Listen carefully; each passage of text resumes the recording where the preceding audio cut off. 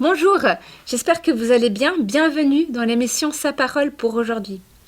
Le thème d'aujourd'hui est demeurer dans la présence de Dieu. Lisons ensemble le psaume 27 au verset 4. Je demande au Seigneur une chose, c'est d'habiter tous les jours de ma vie dans la maison du Seigneur. La présence du Seigneur est un lieu unique en son genre. Il s'y passe des choses comme nulle part ailleurs. Moïse découvrit cet endroit si spécial un jour qu'il faisait paître son troupeau, et dès qu'il s'en approcha, un buisson se mit à brûler sans pourtant se consumer. Plus tard, la Bible nous dit que son visage rayonnait chaque fois qu'il entrait dans la présence de Dieu. Pour ce faire, Moïse dut, la première fois, s'isoler loin du peuple et passer 40 jours dans l'intimité de Dieu. 40 jours, alors que la plupart du temps, nous trouvons difficile, voire impossible, de rester tranquille pendant 40 minutes seul avec Dieu. Il dut grimper une montagne escarpée, tandis que nous avons des difficultés à rester longtemps assis dans une église sans souffrir de crampes et de fourmillements dans les pieds.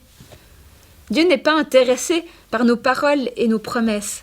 Si nous affirmons qu'il tient la première place dans notre vie, comment lui prouvons-nous ?